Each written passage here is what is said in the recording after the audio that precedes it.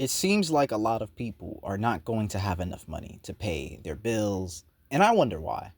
There's a lot of controversy with the whole Nintendo Switch 2 and the entire GTA 6 price being rumored to be more than pricey.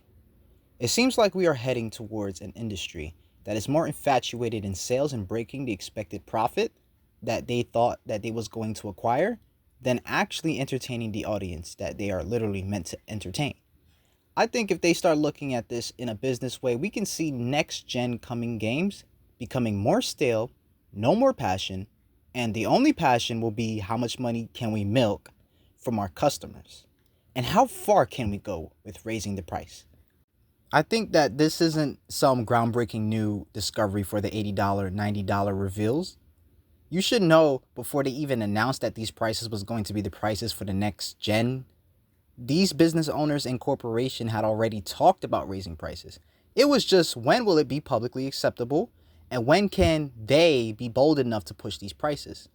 I guarantee you right now, if they tried this earlier, 2015, they would have went bankrupt and everybody would have deserted it just like PlayStation deserted Sweet Baby Inc. And you know nobody likes them and what they do. But now, we're in a day and age where inflation and tariffs exist, and a lot of people like to blame Trump, and they want to pin the whole entire blame on Trump, saying that the tariffs are the reason, which I genuinely don't believe. I believe that but they're not slick.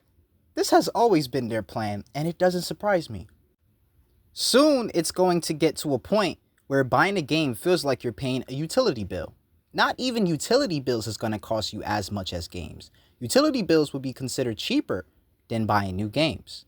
Now, can you imagine in a future $150 for one game? Can you imagine all the deluxe editions for each game's like $180 for the deluxe and ultimate edition $200?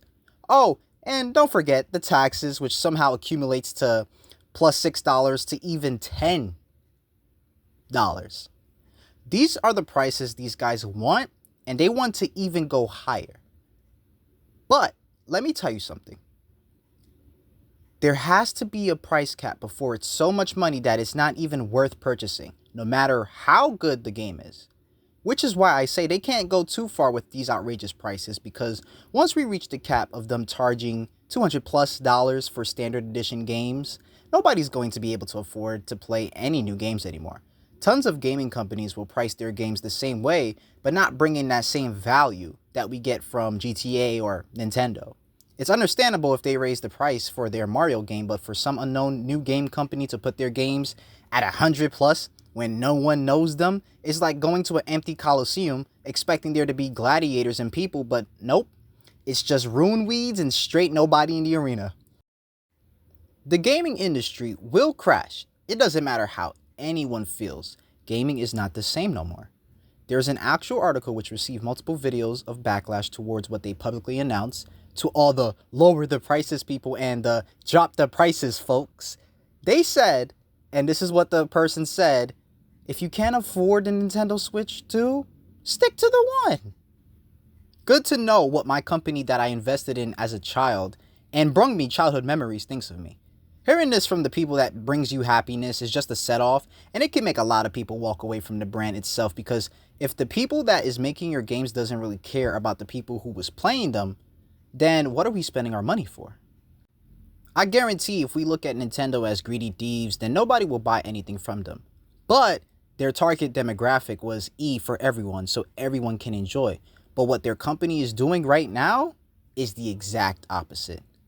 How could it be E for everyone, but everyone can't enjoy Nintendo Switch 2 because they can't afford their games nor the console? What's with charging $10 more for an invincible gaming capsule that doesn't even have the physical copy of the game cartridge in it? Then they tell us once you buy the physical cartridge that it is downloaded digitally. No point. What was the point of that?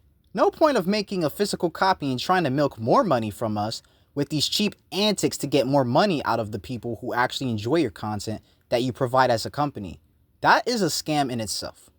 What do you guys think about these new price updates for all the gaming companies? Let me know in the comments below. Leave a like, dislike, and I'll see y'all on the next one. Love you all and have a great rest of your day. Peace. Yeah, she looked at me and spotted something that